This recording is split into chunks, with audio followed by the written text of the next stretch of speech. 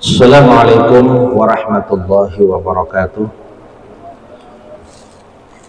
Alhamdulillahil wahidul qahar, al-azizul ghaffar, khaliqus samawati wal ardh. Allahumma shalli wa sallim wa barik ala sayyidina Muhammadinil mukhtar wa ala alihi wa ashabihi wa man tabi'a huda ila yaumil mahsyar, amma ba'd. Faqad qala Allah subhanahu wa ta'ala, a'udzu billahi minasyaitonir rajim, bismillahirrahmanirrahim. Afaman yakhluqu kaman la yakhluq, afala tadhakkaru, wa in ta'uddu ni'matallahi la tuhsuha, innallaha la ghafurur rahim. Shadaqallahul azim. Jamaah rahimakumullah. Ayat yang ke-17 ini mengandung istilah penting untuk apa yang disebut dengan pemberian Allah. Wa in ta'uddu ni'matallahi la tuhsuha. Kalau kita hendak menghitung betapa banyak nikmat Allah yang Allah berikan kepada kita, niscaya tidak mampu menghitung. Imam Mutawalli Asy-Sya'rawi itu membedakan ada 4 hal kalau kita bicara soal pemberian Allah. Yang pertama disebut dengan rahmat. Kita sering berkata atas dasar rahmat Allah. Rahmat itu artinya pemberian Allah. Rahmat. Yang kedua nikmat. Kita sering berkata, alhamdulillah kita mendapatkan nikmat dari Allah, pemberian dari Allah. Yang ketiga, barokah, berkat. Mudahan hidup kita berberkat. Itu artinya mudahan Allah memberikan sesuatu kepada kita. Yang terakhir itu disebut dengan al-fadl, yang kita sering sebut dengan karunia. Semoga Allah memberikan karunia-Nya kepada kita, al-fadl. Kalau kita susun, maka yang paling bawah itu istilahnya rahmat, lalu naik paling tinggi disebut dengan nikmat, naik lagi disebut dengan barokat, barokah, berkah, naik lagi disebut dengan fadl atau karunia Allah. Jadi 4, Bapak. Kalau hendak kita bedakan, di mana bedanya? Rahmat itu, bismillahirrahmanirrahim, rahmat atau rahmat itu pemberian Allah untuk siapapun dan untuk apapun, umum sifatnya. Itu rahmat. Kita bisa hidup, rahmat Allah. Kenapa bisa bernapas? Rahmat. Siapapun dia, tanpa memandang agama apapun dia, manusia hidup bisa bernapas. Semua kita dapat rahmat Allah, bisa menghirup udara segar, itu rahmat. Begitu luas pemberian Allah kepada manusia tanpa memandang agama. Takutnya agama Islam saja, tidak. Allah berikan kepada siapapun dia. Hatta binatang sekalipun, hatta benda-benda sekalipun mendapat rahmat Allah. Burung bisa terbang dengan bebas di udara, itu rahmat Allah. Dan tidak ada yang kuasa untuk menahan ketika burung terbang. Awalam yaru ila tayri fawqahum safati wa yaqbidna ma yumsikuhunna illa rahmat. Itu burung di atas. Rahmat Allah, dia bisa terbang. Pemberian Allah untuk siapapun, untuk apapun, tidak memandang suku, agama, itu namanya rahmat. Sama semua kita. Sehat, alhamdulillah, rahmat Allah. Kenapa orang Islam bisa kaya, sugih dengan harta? Rahmat Allah. Tapi orang non-Islam banyak juga yang kaya raya, rahmat Allah juga. Yang kedua adalah nikmat. Kalau rahmat itu pemberian Allah yang berlaku untuk semua, siapapun dia tanpa memandang agama, ras, maka nikmat itu lebih kepada pemberian Allah kepada orang-orang beriman.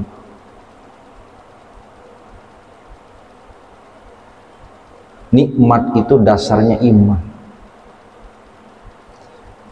Semua orang dapat rahmat. Semua kita bisa mendapatkan harta yang banyak, rahmat Allah. Agama apapun mendapat rahmat Allah. Tapi kenikmatan berbeda. Kenapa bisa beda? Nikmat itu dasarnya adalah iman. Sama-sama makan ayam, rahmat, siapapun dia bisa makan ayam. Tapi kenikmatan itu kadang-kadang berbeda. Di mana beda nikmatnya itu? Iman. Makan ikan kering, jukut pija, menurang sebahagian di nikmat, tapi kita nikmat rasanya. Kenapa? Ada iman. Kita bersyukur nih bisa yo makan hari ini meskipun hanya ikan kering. Kenikmatan itu bisa muncul dasarnya iman. Jadi pemberian Allah itu akan bisa menjadi sebuah nikmat hanya bagi orang-orang yang beriman saja. Kalau tidak ada iman, maka apapun bisa tidak menjadi nikmat. Setiap orang sakit bisa, tapi ada orang yang menikmati dengan sakitnya. Orang-orang ahli sufi, kalangan sufi, mereka menganggap sakit itu sebagai sebuah nikmat. Kenapa bisa sakit menjadi nikmat? Karena dengan sakit itulah kemudian dia merasa lebih dekat dengan Allah, dan dengan sakit itu menjadi kafarah atas perbuatan dosa yang dia lakukan. Kenapa bisa menjadi nikmat? Ada iman di situ. Tapi bagi orang yang imannya tidak ada, sakit itu menjadi bala. Tidak ada kenikmatan dalam sakit yang kita alami. Itu bedanya. Jadi kalau ada kita merasa nikmat dengan sakit kita, itu artinya kita sudah melihat bahwa itu nikmat Allah. Kenikmatan bukan hanya pada unsur kebahagiaan yang kita lihat, tapi juga pada kesengsaraan. Tapi kita bisa menikmati kesengsaraan dalam kenikmatan karena iman kita kepada Allah. Yang paling tinggi itu ialah berkah, barokah, pemberian Allah. Pemberian Allah yang lebih daripada apa yang ada. Makanya orang biasa mendefinisikan berkah, barokah itu adalah ziyadatul khair alal khair, bertambahnya kebaikan atas kebaikan. Hari hujan turun rahmat. Jadi air hujan dari langit itu rahmat. Kenapa? Semua dapat. Bukan hanya kita orang-orang Islam saja, siapapun dia, kalau hujan turun semua dapat air rahmat. Dan ketika kita memandang dengan penuh kenikmatan, menjadi nikmat. Menjadi nikmat. Yang lain hanya sebagai rahmat, tapi kita bisa sekaligus menjadi nikmat untuk kita. Tapi ada keberkahan. Air itu fungsinya apa? Air itu untuk kita minum. Siapapun yang mendapat rahmat, air digunakan untuk minum, untuk mandi, untuk cuci. Itu rahmat. Kita anggap sebagai sebuah nikmat karena bisa membahagiakan hidup kita. Tapi ketika air itu tidak sekedar fungsinya untuk diminum saja, tidak sekedar untuk digunakan untuk mandi saja atau cuci pakaian saja, bahwa air ternyata berguna untuk pengobatan. Ketika air itu berfungsi tidak sekedar sebagai alat mandi, alat cuci, tapi sekaligus sebagai alat pengobatan, maka itu namanya berkah dalam air. Bapak Ibu rahimakumullah, tidak jarang orang yang menggunakan air sebagai media untuk kesembuhan, dan itu artinya keberkahan. Makanya ada orang biasa membawa banyu, membawa air, minta doakan supaya apa? Minta berkah. Ada fungsi lebih dari sekedar fungsi diminum dan dimandikan air itu. Nabi Ayub alaihissalam itu kan nabi yang berpenyakitan. Maka salah satu terapi beliau yang paling ampuh adalah air. Di samping beliau minum, dia mandikan, air itu dijadikan sebagai obat kesembuhan penyakit yang beliau alami. Kalau kita melihat kepada temuan-temuan ahli, misalkan dalam temuan Profesor Jepang, Profesor Momoto, The Power of Water, kekuatan air, itu pernah dilakukan penelitian terhadap air biasa dan air yang mendapat keberkahan yang didoakan oleh guru, ya, oleh tuan guru atau oleh ustadz. Diteliti, air biasa dilabeli, air yang mendapat keberkahan karena doa tidak dilabeli, dan kemudian dibawa ke lab. Ternyata hasil lab menunjukkan bahwa air biasa itu ya biasa saja. Tapi air yang mendapat doa keberkahan tadi itu mengalami dan memiliki struktur yang luar biasa, memiliki keindahan, memiliki dimensi heksadiagonal bagaikan intan permata. Yang karena itulah kemudian mengapa orang biasa kalau bertawar menggunakan air sekaligus menjadi obat.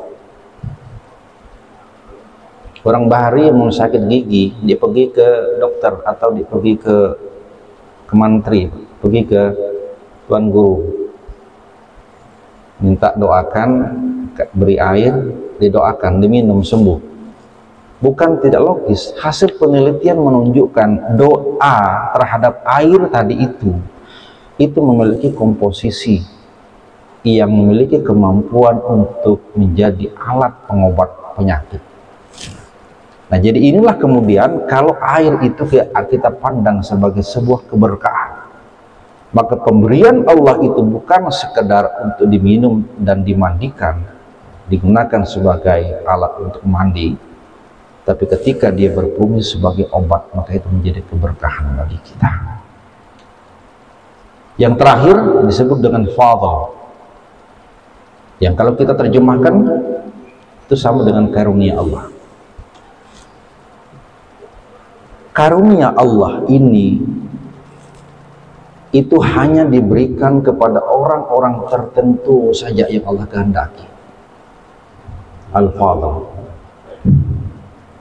Contoh, ketika Nabi Sulaiman itu ingin memindahkan istana Ratu Balkis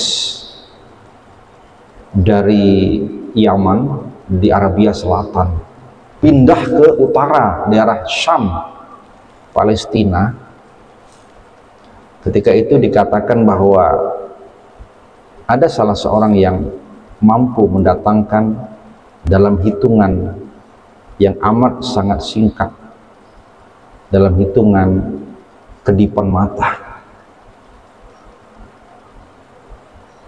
atika bihi qabla ayyaratadda ilaika tarfuk.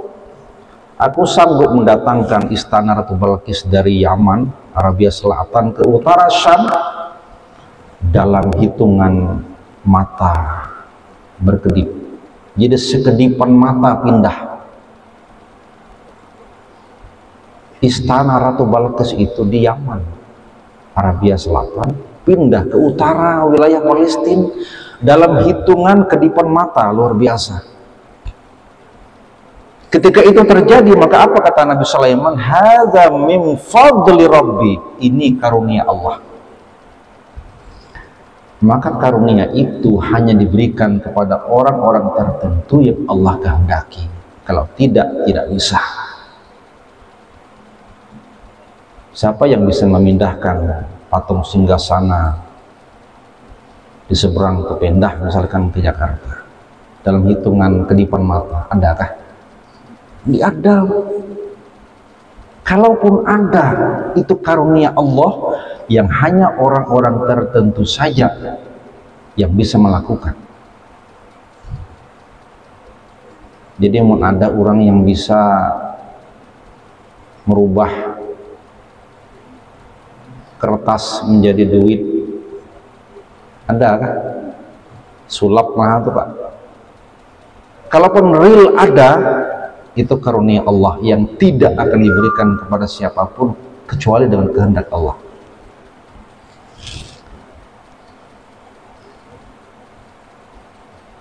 Siapa yang bisa memukul celah-celah bebatuan kemudian mengeluarkan 12 pancaran mata air di tengah-tengah terik panas dan kehausan, kalau bukan karunia Allah yang diberikan kepada orang tertentu? Dalam kasus itu disebut dengan mukjizat Nabi. Tidak ada.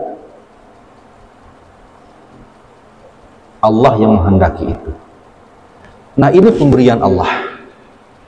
Ada rahmat untuk semua, ada nikmat yang kalau kita landasi dengan iman kita kepada Allah, ada barokah, nilai lebih dari sekedar rahmat yang ada, bisa berguna untuk yang lain, dan ada karunia yang Allah hanya berikan kepada orang-orang tertentu saja. Begitu banyak rahmat, nikmat, barokah, anugerah Allah, bisakah kita hitung? Kata Allah, la tuhsuha, tidak bisa kita hitung dengan cara apapun.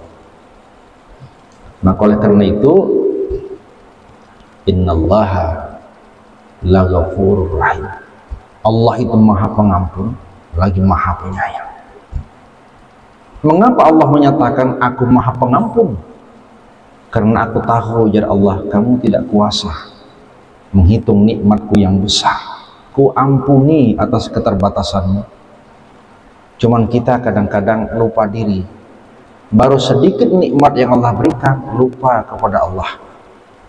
Bagaimana Allah mengampuni kita atas keterbatasan kita. Rahim, Allah sayang dengan kita, Allah tambahi. Makanya imam tadi sudah membacakan ayatnya. Mun kita bersyukur kepada Allah, Allah tambahi. Mun kita tidak bersyukur, Allah kurangi. Nabi Sulaiman mengatakan ketika itu, liyabluwani aashkur am akfur. Karunia Allah ini, kata Nabi Sulaiman, sebuah uji coba. Aku ini bisakah menjadi orang yang bersyukur atau tidak menjadi orang yang kufur kepada Allah. Nah, oleh karena itu, mudah-mudahan ayat ini sekaligus menjadi pengingat buat kita bahwa jangan sekali-kali kita mensekutukan Allah dengan apapun, karena tidak masuk akal.